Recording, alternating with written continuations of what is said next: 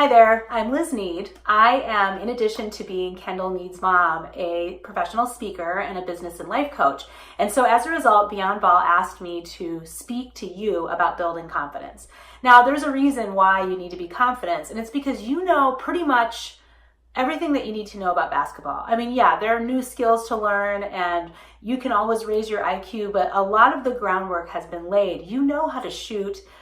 You can see the floor, you can pass, you understand how to work with other people. You've played hours and hours of basketball and you've shot thousands and thousands of times. And so basketball isn't what really holds you back. I mean, when you're out there on the court and you choose not to shoot when it's your turn or you choose not to pass when it's time to pass, it's not because you don't understand basketball. It's because there's something going on inside of you that's related to confidence. You know, I made a joke when I was meeting with all the girls together that were there. I made a joke about how, you know, we've all met a guy who is more confident than he is good at basketball. And even though he's not very good, he might say, I can beat you, or, just boasts about being really good at basketball. And it's funny how a boy might think that, but a girl could be really good at basketball, like really, really good, and somehow not feel comfortable being confident. There's a bunch of reasons why. Number one, I don't think that as women, we let ourselves be confident in front of other people. I mean, too many times you say something good about yourself and you get torn down. However, confidence is not one of those things that's elusive. It's not like a genetic thing or, I know people that you've played with or played against that are just confident, like they have something inside of them. And I'm here to tell you that you can have the same confidence. It's just going to take a little bit of work. And if you are willing, it could change your life. Confidence is a thing that's going to make the difference this summer. Now, you may be the type of person that doesn't want to hear it. Like maybe it's uncomfortable to work on yourself and to believe that these kinds of things can work. And I feel bad because I think that it's going to be really hard for you to get to the next level unless you're willing to do the work around your confidence and your mental state as you would for basketball. There's two ways to approach every task and every goal. They come from two angles. The first is love and the second is fear. And to be honest, I think that when it comes to sports, most of us operate from a place of fear.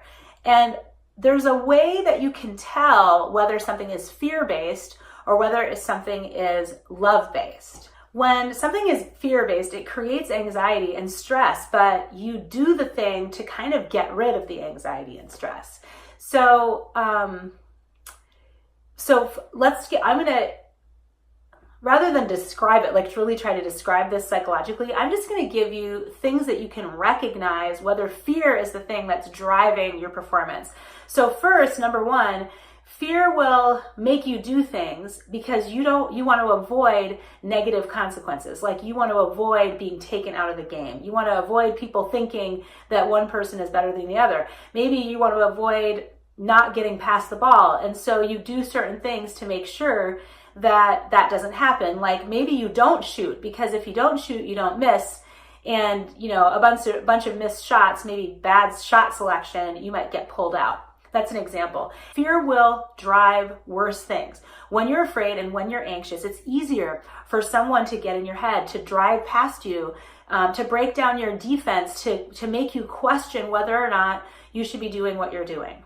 Fear will tell you to question whether you're good enough. Like if you have a good game, you're good enough. If you have a bad game, you're not good enough. And it's all based on your performance. And you have to keep proving yourself over and over again. And no matter how many times you do well, it's always the bad thing that you're thinking about. That's fear. Fear will have you comparing yourself to other people. It's funny because fear doesn't ever have you compare yourself to someone who's worse than you unless it's with a little tongue in cheek, like, yeah, you had a good game, but look at who you played. Fear has you comparing yourself to people who are better, and you often say that what they do is innate to them, and you don't think that you can be like them. It's always a negative comparison, whether it's a sibling who's better than you or another team. Like I've seen it over and over again where during warm-ups you look over and you see this team and you think, wow, they're so big, or their shots are falling, or you see that one person and you remember what it was like to play them before. when, 9 times out of 10, that big girl ends up sitting on the bench and they don't even start, and you created this whole story where you weren't good enough. Fear is all about winning, but not about having a goal. So you just try to improve. You just try to play good. But playing good, it's really hard to figure out whether you're playing good because you're always thinking about not screwing up. And is it ever good enough? And fear is really about results, but it's not necessarily results that you can quantify. So it'd be like, we need to win. Well, you don't always win. I mean, you can't guarantee wins. But if you think about on the love side, which I'm going to explain in a second, it's a lot easier to achieve your goals. So my big question to you is, are you playing in fear? Are you afraid of what your parents are going to say, that your coach is going to pull you? Are you trying to prove that you're good enough? Is that what you're doing? Because if you're trying to prove that you're good enough, then you're in danger of never playing as good as you can. Now, if you work in love, if you work in, I love the game and I love playing and I'm focused in on this moment and what I want to be doing, then the same actions can happen, but it feels completely different. So, for example, if you shoot and you're in a space of love, then you're going to be excited and focused on the momentum in the team. If you're in a state of fear and you shoot a 3 and you make it, you're almost surprised and you don't really believe that it's going to happen. You always think, when is the luck going to run out? Like, is this the time that it's going to happen or not? So I want to give you, now on the flip side of it, there are things that you can lean into. That, fear is all about losing something, but love and confidence is all about gaining something. It's about learning what you can really put your trust into. So what can you trust? Like, if you can't trust that you're going to win, if you can't trust that the ball is always going to do what you want, if you can't necessarily always trust that things are going to work out the way you want to, then what can you have confidence in? And I wanted to give you a list of things that you can have confidence in. The first thing that you can have confidence in is whatever your repetitions are. If you do something enough times, you can believe that it is going to work out for you. It's all about doing the work ahead of time. If you do something enough times, it will just naturally come out on the court. And if it's not naturally coming out, then you need to do it more. So you can have confidence that you have logged the hours.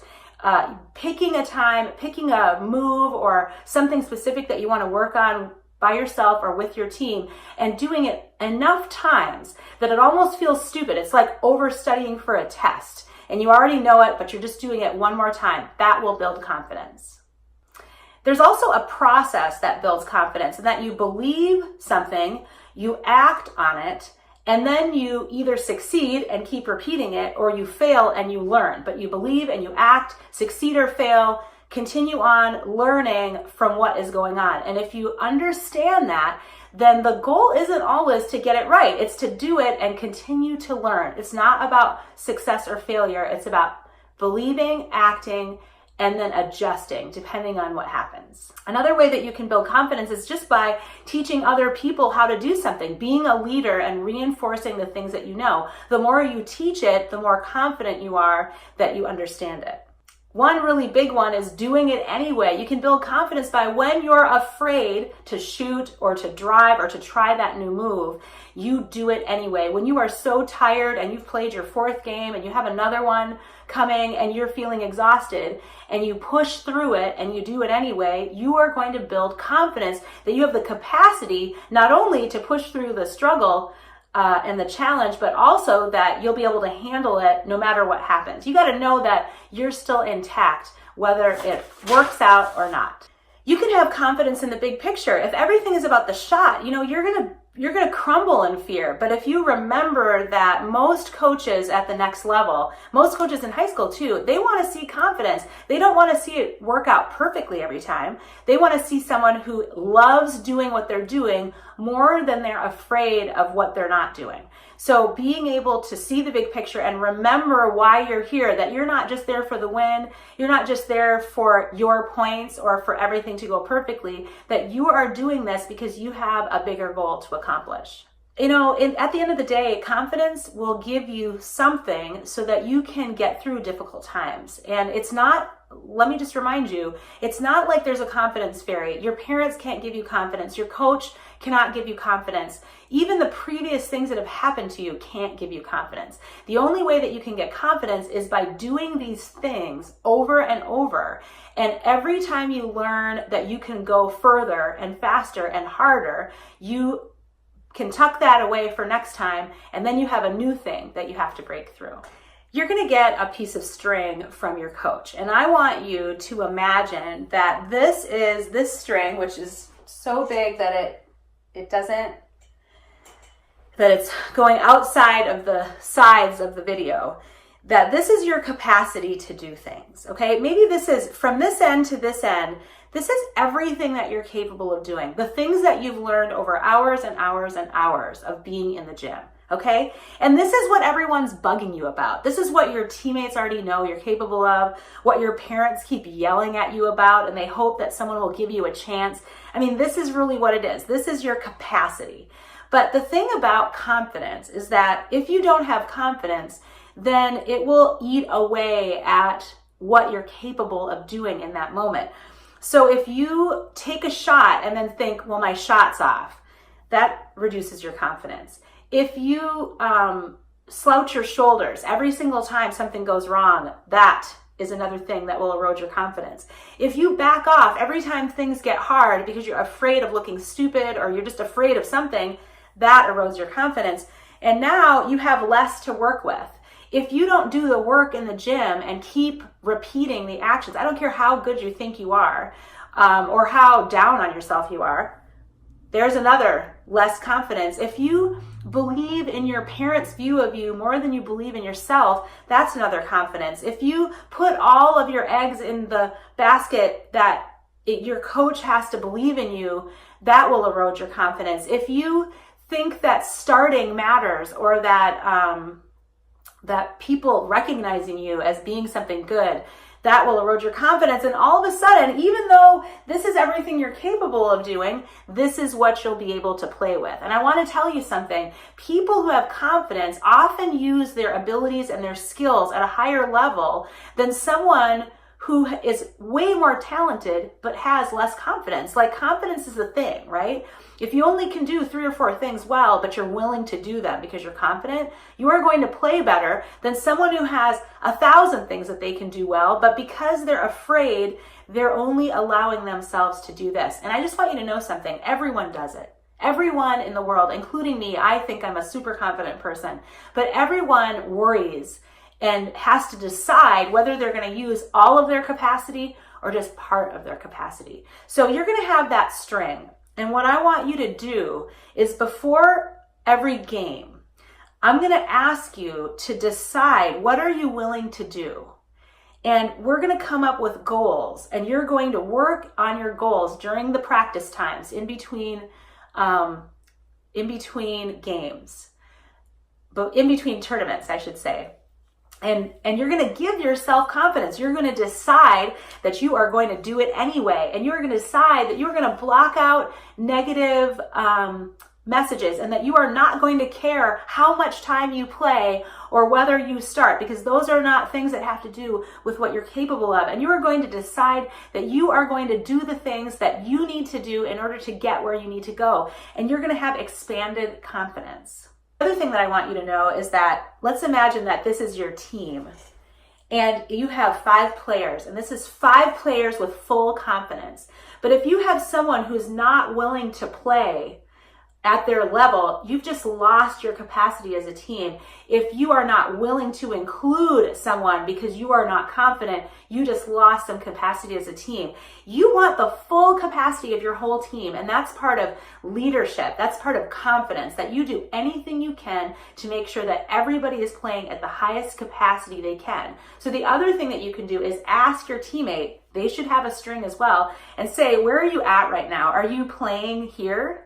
And are you willing to do one more thing to get a little further? Because at the end of the day, people who are willing to play together confidently, I think they're guaranteed to win no matter who is in the building, or they're going to wow them. People are going to watch them and go, there's something there. That is amazing. Okay, so I asked everybody to write something that they liked, that they admired about each person on their team, and then I asked you to write one thing that you want that person to work with. Confidence has both the ability to see good in others and also see good in yourself, and to see what needs to be worked on and see it for both, for other people and for yourself. It's not like someone telling you that you need to work on something is not a sign that you should quit. Now, when you look at all those Post-it notes, and everyone should have them, some people might have less than others because there's some people who have to catch up. But when you look at it, I want you to know something. There's a story in there. And that story is that you are amazing, that you are not perfect, and you have things to work on, but that you have something. Like, everybody has something. And from the outside, you can see yourself through other people's eyes, and you can see that you've got something. That's why you're here. And so it's up to you, and this is what I'm leaving you with. There's a story for this summer. There's a story that you get to write. And maybe your story is that you're an underdog and that no one ever pays attention to you and that you've never been invested in and it's never quite worked out the way you want. Or there could be a story that sometimes things are hard for you and you're going to disappoint your parents, or you only play well with these people, whatever that story. You get to decide what your story is. You get to decide. And so if I were you, I would choose a story of confidence. I would write that story that you got the scholarship and that you're with the team that needs you and a coach who's willing to invest in you. And you are going to have an amazing future in basketball. If it's not a scholarship and it's to play on your high school team and play well and to learn the value of living big and living better and living confidently, and those lessons will last for the rest of your life, that can be a story too. Or maybe it's to honor the investment that your parents made into your basketball career and to be thankful that you're part of a situation in which people are willing to invest in you. You get to decide. And part of that story will have a mantra. And I'm going to ask you in the future, right now I want you to start thinking about, what do you want your mantra to be? I'm enough. I can do this. Everything that good in my life is leading up to this moment. This is my time. This is my breakthrough. I want you to have a mantra. We'll be working on it, but just start thinking, what is one sentence that you can say that will sum up a story that is exciting and exhilarating and full of confidence? So stay tuned. There'll be more videos, but for now, I'm telling you right now, you have access to confidence. You can decide that you believe in the best that your life can be. You can decide that right now. And if you don't want to decide that, ask yourself why. Why are you putting the effort, the time, the money into something that you aren't willing to believe in? I think that it feels better to believe, even when you're laying flat on your back and you're thinking nothing is working. I know that you can do it. I've already seen you play.